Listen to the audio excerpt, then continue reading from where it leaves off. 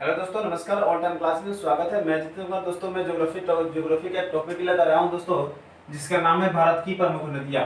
दोस्तों ये मेरा भाग 1 है और भाग 2 लेकर मैं नेक्स्ट क्लास में आऊंगा। और जो दोस्तों भारत की जो प्रमुख नदियां, इसका मैं स्पेशल वीडियो बनाकर मैं डाल रखा हूँ। उसका लिंक मैं डिस्क्रिप्शन में देख लीजिएगा दोस्तों, और देखना हो देख लीजिएगा कि वो वीडियो मैं स्पेशल से बनाकर डाल रखा हूँ। लेकिन जो दोस्तों जो मैं बताने जा रहा हूँ, ये भारत की प्रमुख नदियां, यानी भारत की प्रमुख नदियां कहने का मतलब है दोस्तों कि यह जो नदी है ये कहाँ से निकल रही है। ये जो नदी है कहाँ से निकलती है और वह कहाँ जाके मिल रही है, और उसकी सहायक नदियां क्या है, और उसके जो तटीय रेखा है, जो उस नदी के किनारे जो बसा हुआ शहर है, उसके बारे में बताएंगे। और उस पे जो उस नदी पे जो बना हुआ बांध है उसके बारे में। तो आइए हम देखते हैं। क्या है दोस्तों, हमारे भारत में तो बहुत सारे नदी है। हमारे भारत में नदियों की कमी नहीं है, नदी तो बहुत सारे हैं, लेकिन मुझे उतना ज्यादा नहीं पढ़ना है। मुझे सिर्फ वह नदी के बारे में पढ़ना है जिससे एग्जाम में पूछे जाते हैं दोस्तों। तो जो मैं आज बताने जा रहा हूं दोस्तों, इससे ज्यादा एग्जाम में कहीं पूछे नहीं जाएंगे। अगर किसी भी एग्जाम में, चाहे वो आईएएस की हो, चाहे वो यूपीपीसीएस के हो, चाहे वो स्टेट लेवल की हो या एसएससी के हो, इससे आगे ज्यादा कहीं भी नहीं पूछे जाएंगे दोस्तों। ठीक है, तो आइए इससे सिर्फ आपको ये इतना ही चार्ट देखनी है और ज्यादा नहीं। और दूसरी बस दूसरा जो वीडियो में लेकर आऊंगा और नेक्स्ट क्लास में बताऊंगा, तो इसके बारे में सिर्फ 2 वीडियो दोस्तों। अब इससे ज्यादा क्वेश्चन नहीं पूछे जाएंगे आपको एग्जाम में। ठीक है, तो आइए देखते हैं। सबसे पहले कराया नदी के बारे में, कराया सिंधु नदी। अब सिंधु नदी का जो उद्गम कहाँ से हो रही है दोस्तों, तो सिंधु नदी का जो उद्गम है वह तिब्बत में एक मानसरोवर झील है।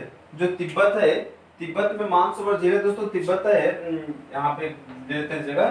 करा दोस्तों, जैसे हम अपना मैप बनाते हैं, अगर अपना मैप बनाते हैं दोस्तों, तो ये जो मेरी जगह यहाँ पे तिब्बत है। ठीक है ना, यहाँ से मेरा सिंधु नदी निकल रही है, और सिंधु नदी निकल करके और यह पाकिस्तान से, अब मेरा जम्मू कश्मीर से होते हुए और पाकिस्तान में होते हुए यहाँ पे अरब सागर में मिल जाती है। ठीक है, तो अरब सागर में मिल जाती है, लेकिन इसके क्रम में जो दोस्तों कहाँ पे किसके साथ मिल रही है और उसके तटीय देश है वो कौन सा है। कराची या तिब्बत से मानसरोवर झील से निकल रही है, और ये जो संगम जाकर के पाकिस्तान में कराची जगह है, एक पाकिस्तान में कराची जगह है, वो उसके निकट में जाकर के मिलती है, और उसके मिलते हुए आगे की ओर बढ़ते हुए वो अरब सागर में जाकर के मिल जाती है। तो यहाँ आपसे क्वेश्चन पूछ दिए जाएंगे कि जो सिंधु नदी की संगम कहाँ पे होती है।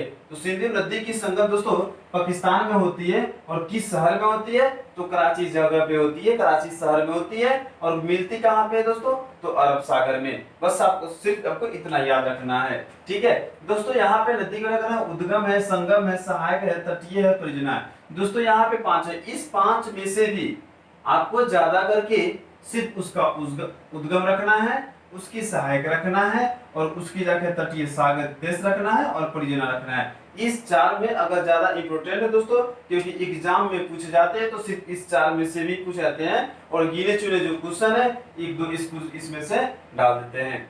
तो आइए हम देखते हैं इसके दोस्तों, जो उद्गम कहाँ से हो रही है वो भी देख लीजिए, और संगम कहाँ से वो भी देख लीजिए सिंधु नदी की। अब आइए देखते हैं इसकी सहायक नदियां कौन है।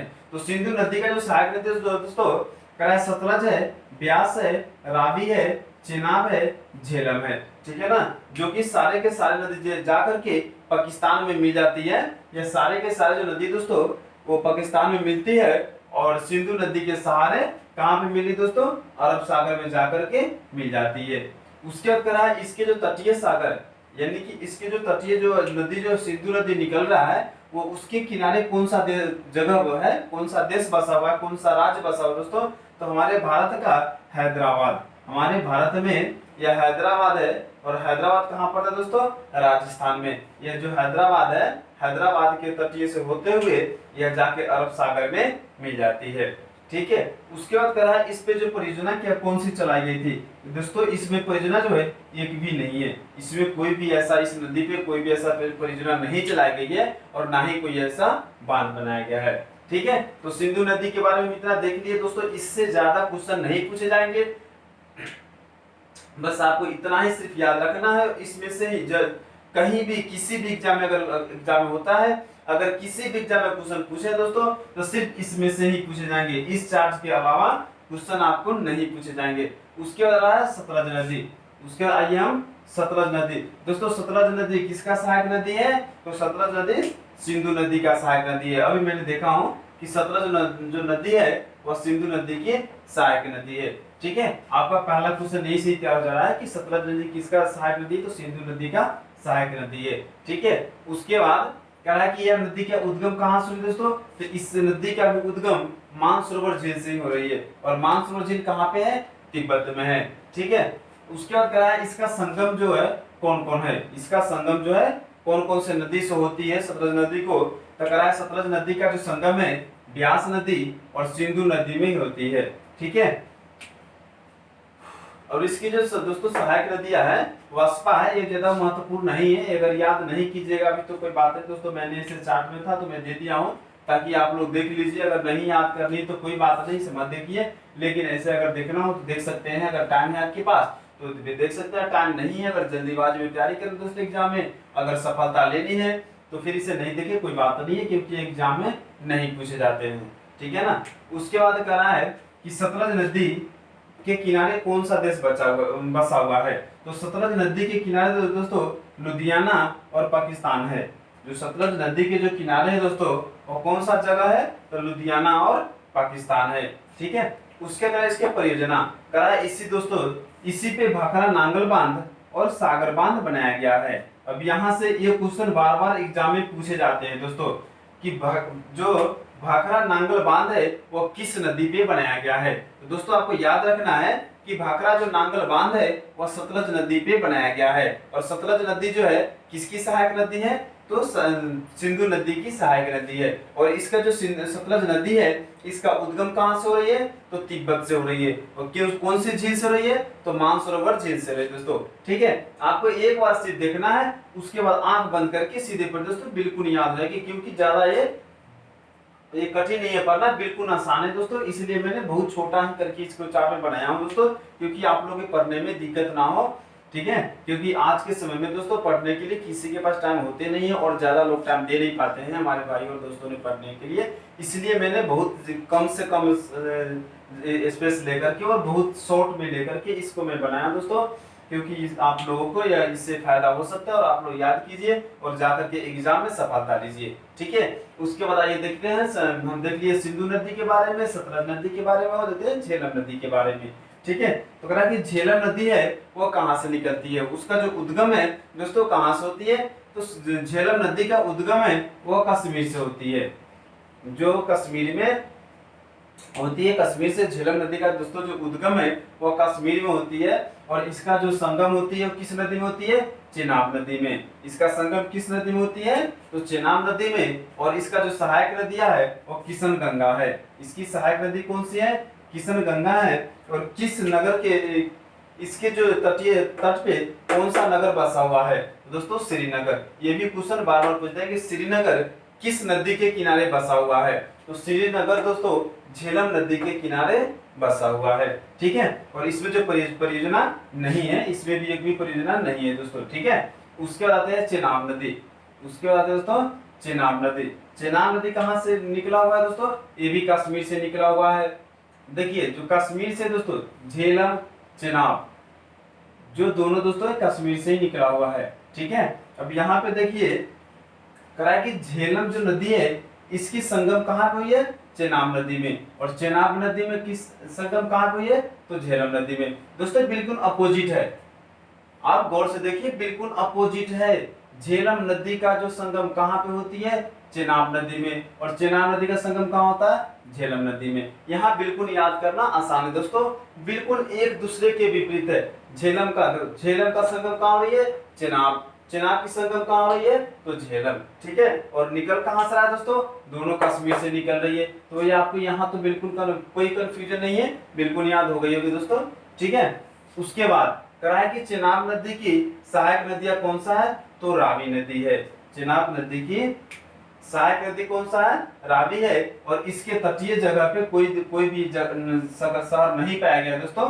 ठीक है, और इस पे जो परियोजना चलाया गया वो सलाल बांध बनाया गया है। सलाल बांध बनाया गया है। ठीक है, उसके बाद आता है रावी नदी। उसके कौन से दोस्तों? रावी नदी। रावी नदी कहाँ से निकलता है? तो हिमाचल प्रदेश से निकलता है दोस्तों, हिमाचल प्रदेश से। इसकी जो संगम है किस नदी से होती है? तो चेनाब नदी से। उसके बाद क्या इसकी सहायक नदियां दोस्तों?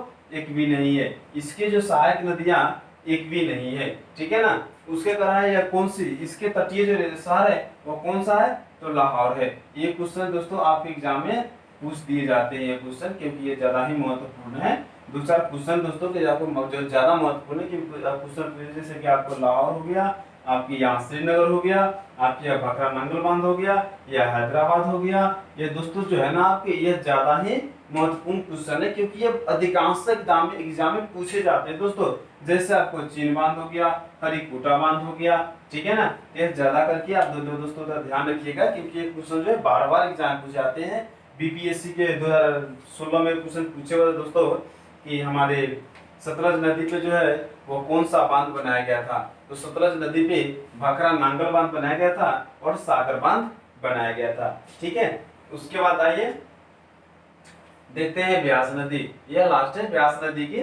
कह रहा है कि ब्यास नदी भी दोस्तों हिमाचल प्रदेश से ही निकलती है। हिमाचल प्रदेश के कौन से जिला से निकलती है? तो रोहतांग जिला है, वहीं से ब्यास नदी निकलती है। दोस्तों इसके जो उद्गम है, इस नदी सब की उद्गम नहीं पूछे जाएंगे क्योंकि यह नदी उतना महत्वपूर्ण नहीं है। मैं तो ऐसे अगर है तो मैं समझा दे रहा हूँ, क्योंकि महत्वपूर्ण इस पॉइंट ऑफ व्यू से है क्योंकि जो सिंधु नदी का है सारे सहायक नदी है। जो सिंधु नदी का दोस्तों जो भी नदी में बताया हूँ, सतलज नदी, झेलम, चेनाब, रावी, ब्यास, ये सारे के सारे किसकी सहायक नदी है? तो सिंधु नदी के है। इसलिए यह महत्वपूर्ण नदी हो जाती है, वरना ये ज्यादा महत्वपूर्ण नहीं है, ठीक है ना। तो ब्यास नदी कहाँ से निकल रही है? झेलम नदी से, सॉरी हिमाचल प्रदेश से। और हिमाचल प्रदेश से किस जगह से? तो रोहतांग जिला से। और इसकी जो दोस्तों संगम किस नदी से होती है? तो सतलज नदी से। उसके इसकी जो सहायक नदियां है एक भी नहीं है, ठीक है। और ये किसके इस नदी के किनारे कौन सी जगह बसा हुआ है? तो मंडी। मंडी एक जगह है, उसके जो इसके तटीय शहर पे बसा हुआ है। उसके तरह इसके इस पे जो कौन सा बांध बनाया गया है? तो कह रहा है हरिकोटा बांध। हरिकोटा बांध। दोस्तों अब यह मेरा जो भाग 1 वीडियो है भारत की प्रमुख नदियां, इससे यह वीडियो मेरा खत्म हो रही है। अब मैं जल्द ही नेक्स्ट क्लास में लेकर आऊंगा भाग 2 वीडियो।